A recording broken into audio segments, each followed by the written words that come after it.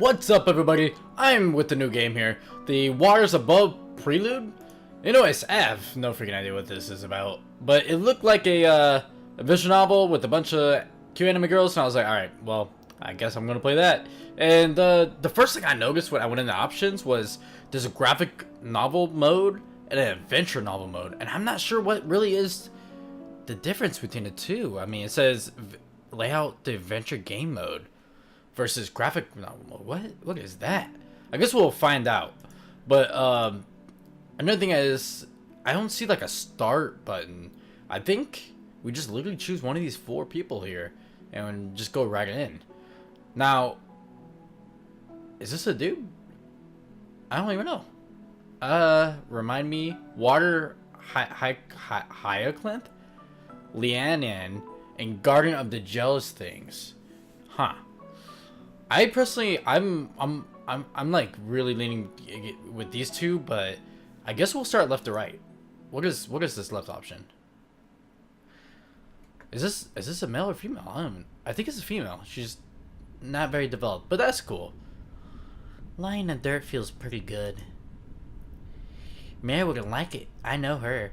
She said there's all kind of gross things down there, and I have such a nice outfit. Why would I ever get so dirty? But it's nice. It's nice and cool down here. There are all kinds of friends. Sea slugs are pretty from a distance, but they're even prettier when crawling right in front of you. Are we under the water? Under the sea. I've been laying on the ground for hours, totally still, trying to get one to come over, and finally does.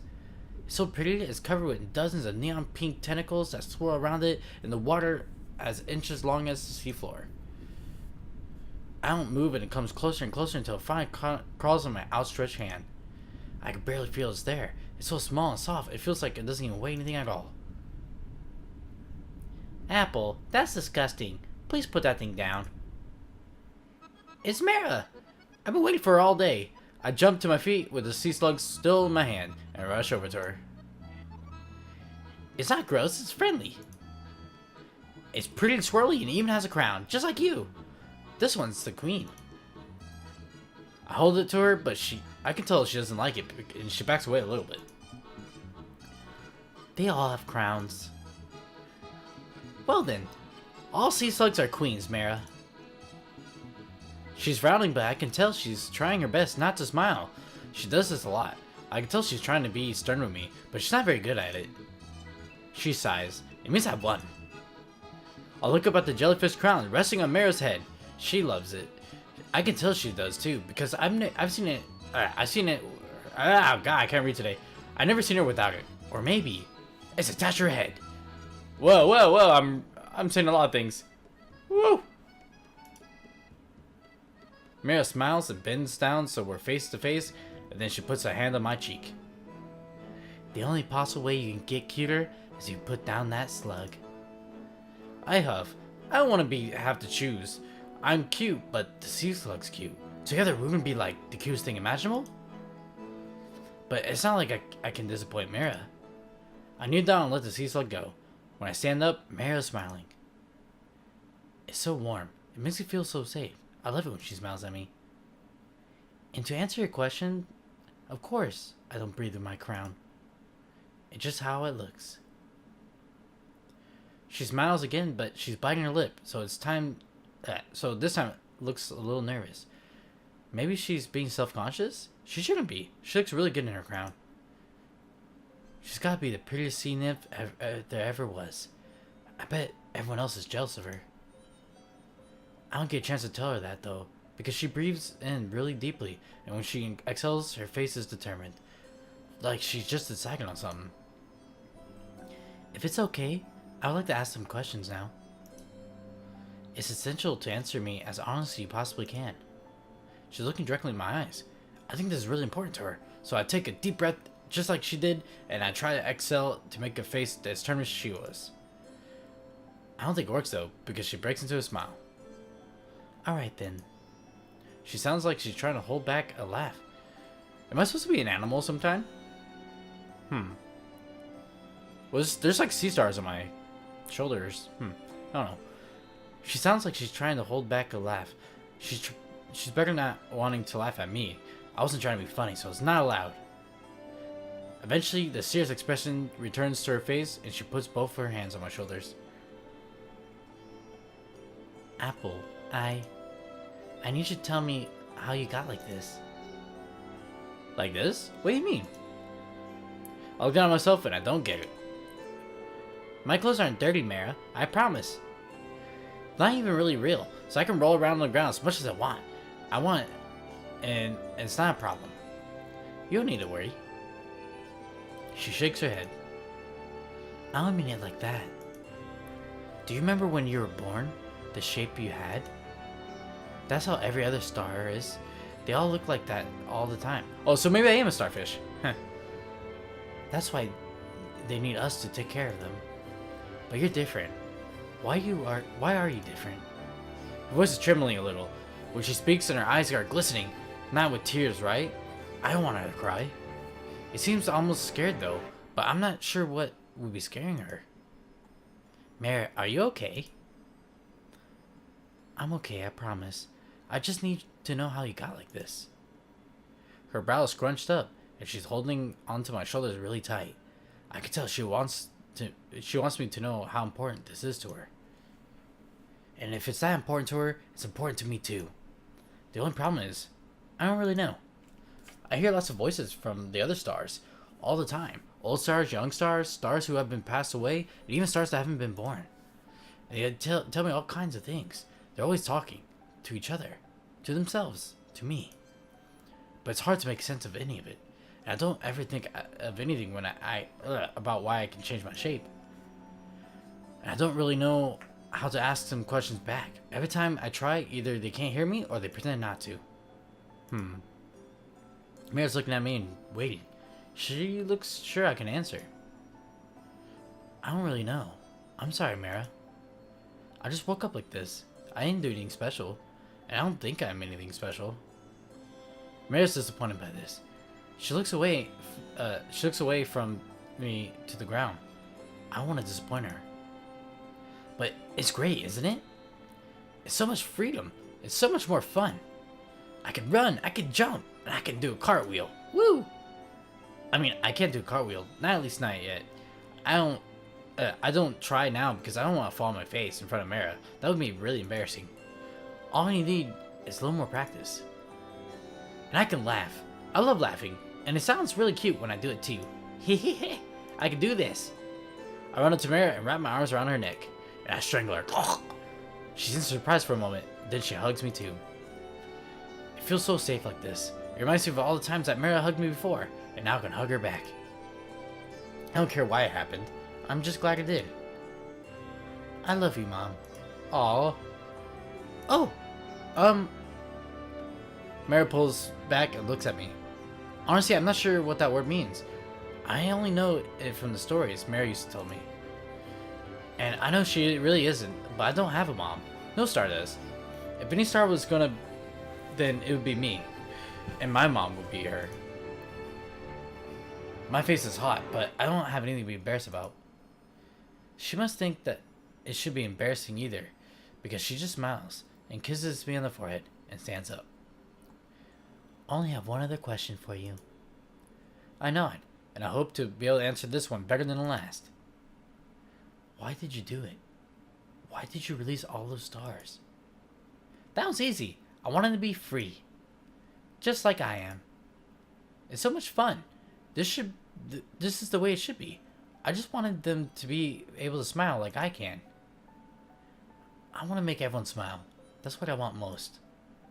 But more than anyone else, the person I want to make smile the most is you, Mom. That's what Leanne would have wanted, I think. Mara's eyes go wide as I finish talking. I see them glisten even more than before. Quickly, she spins on her heel and turns her back to me. Mara, what's wrong? She raises her hand to her face, and then it looks like she wipes away something away before she turns back. Nothing's wrong, child. Nothing at all. She stares at me so intensely. It makes me feel a little self-conscious. I promise. I promise I'm not going to let anything happen to you, no matter what it takes. I don't really know what she meant by that, but I know absolutely that is true. Mira would never lie to me. Huh. So it's just kind of like a small story. Okay. Well, let's go at the options and let's go adventure novel. What does this mean? Let's go back to Line and Dirt feels pretty good. I want to see if there's any difference. Real quick.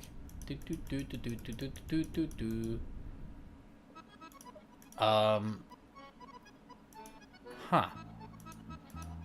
I think the only difference, it looks like the text is the same, but the only difference is the text is right smack in the middle of the screen instead of all over the place, which is cool. So let's see if I can skip. Back. Or how do I go back to main menu? No.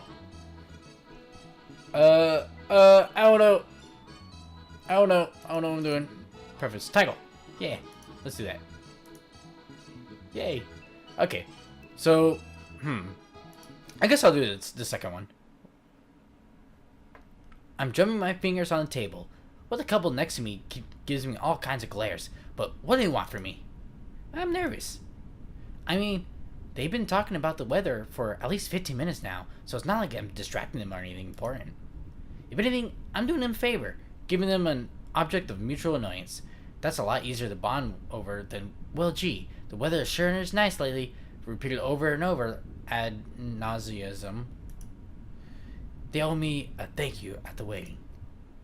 The server comes back and tops off my drink, even though I've barely touched it. She gives me a weak smile. I laugh nervously. Still waiting. I got here way too early. This is why I'm always late for things. I'm not good at waiting. I'm not a waiter. Well, this server's a waiter. Shh. Well, I'll be back in a little bit if you need anything. Oh, it was a woman. She says before she platters off into another table. Then I go back to my obnoxious drumming. The anticipation really is the worst thing. And that's when I hear her voice behind me. Delicate and refined. Every syllable immaculately measured. Like a voice in a poem. I hope you haven't been waiting too long. She's huge! I turn around. She's standing there. Her makeup, her hair, her dress, all flawless as her speech. She could be a doll. I still can't believe that she agreed to be seen with a big pile of garbage like me. Oh, think of yourself better. You're cute. You're wearing like a seller outfit. You know, I don't know what to say is, oh no, I've only been here for freaking a half hour. Instead, another nervous laugh. Not too long. Besides, you're right on time. I don't even need to look at the clock to confirm that. I'm also glad the server took away the 2 plates of fried flounder rolls that I've eaten earlier. Don't judge me. I'm a nervous girl who gets hungry. And then I don't know what to say. For a minute, I sit there thinking, oh god, am I going to end up like the weather couple, aren't I? It takes everything in me to stop myself from saying another insufferable, like, lovely weather we're having, but nowhere near as lovely as you. And now it's been awkwardly quiet for way too long. Oh, I'm sorry, you should sit down. I jump up without a second thought, and I put down a chair across from me. Mare smiles graciously and sits down before I return to my seat. I sit down and I still can't think of anything to say. I'm so sorry for judging a couple from earlier. Still, not sorry for annoying you though. I'm really glad you agreed to come out with me. I'm sure you're really busy being adored by it and everything. It means a lot that you make the time for a rich jockey like me. I'm sure you got a lot of other girls vying for your attention. Mare purses her lips and looks away for a moment. I use the opportunity to brush some errands a bit of fried fish from my skirt before she turns back around. You'd be surprised. I don't think I'm very approachable. I laugh a bit and shake my head, but she's not wrong, really. I mean, look at those gorgeous eyes. I mean, even I'm intimidated by her, and I'm usually too dumb to be nervous. Mare, though, she reaches across the table and with a warm smile puts her hand on mine. Ooh, where's this going? I'm not like you. You always got such a crowd around you, and everyone's always smiling. Oh, maybe you could help me be better at it. Being friendly. I'm not sure how the expression on my face reads, but given that she immediately pulls her hand away and covers her mouth with it, I imagine it's not good. I'm sorry. We barely know each other, and I'm already petitioning you for favors. That was rude of me. I shouldn't have. I jump up in my seat at that, and the table shakes as I do, but thankfully none of the glasses fall over or anything. And a bunch of the other patrons turn to look at me, but honestly, I'm handsome as hell, so really, they should be looking. Handsome? What is my name anyways? Kleiss? Is that my name? Kleiss. Or Cleo. Maybe it's no. I'm not sure. No, that's totally fine. I was just surprised because I'm a huge mess. I think people only like hanging out with me so much because it makes them look like they have their lives together by comparison. I'm sure the girl who I almost hit with my chair when I kicked it back would agree. But if you really think I can help, I'd love you too. I sit back and I see Mara smiling again. I mean, if I had just made a fool of myself, at least that makes it worth it. I don't know how you do it. Do what?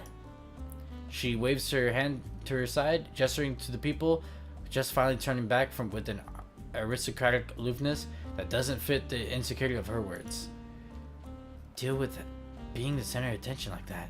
Having so many eyes on me makes me feel like I'm gonna wilt. Well, who cares what they think, I guess. And I mean, if I got everyone's eyes on me, then that means at least I'm doing something worth watching. Better to be laughed at than be boring. At least that's what my grandma always used to say. Of course, grandma was a clown. She was a clownfish. Am I supposed to be a fish person? What am I? I just look normal. I think. Or maybe I'm an octopus. Oh wait, maybe. Because octopus have beaks. I don't know. My grandma wasn't a clown. Don't worry.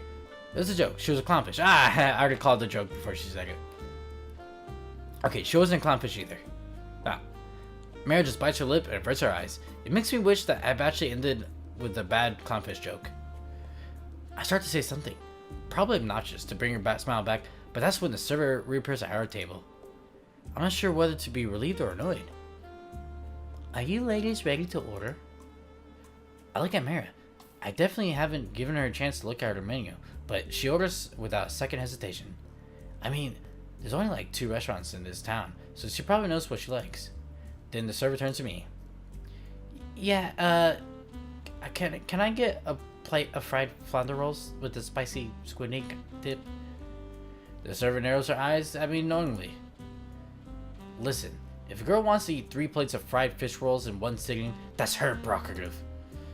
Then she lets us know that she'll be back with the food shortly, in her most chipper voice, and pads away again. Anyway, I think you handle being the center of attention just fine. You got this air of certainty and elegance about you. You probably burp in the middle of the speech and everyone would think it was a perfect savior fare. She giggles at that. Hee hee hee. It seems that she gets discouraged easily, but it's just as easy for me to bring her back from it, so I don't mind. You're probably right, but I think that says more about them than it does me. I'm surprised I see her playing along with this, even if it is in her own restrained and polite way, so I decided to take it even further. I don't know, I'm pretty impressive how you convinced them to hang around your every word, really. You don't give yourself enough credit. I think everyone else gives more than enough of that, regardless of whether it's due. She sings again, but I'm not gonna let her this time. Well, I promise I'm never gonna give you credit for anything ever then. I'll keep it all for myself. Heh heh. She laughs, a real laugh. Not some polite affection, but a genuine one. It's a shrill and annoying, and she's floating up for some reason, and not cute at all. I can't help but find it adorable. She quickly covers her mouth, but forces herself to stop, but it's too late. I've already fallen in love. Aww. So, I don't know. Prelude. Does this mean like this comes before something else, maybe? Like another visual novel? I don't know. I feel like I'm missing out on story. Like, I just don't know. But anyways, guys, if you guys want to see the second half of this game, You know what to do. Please leave a like, comment, or subscribe. I'll see you guys there. Bye-bye.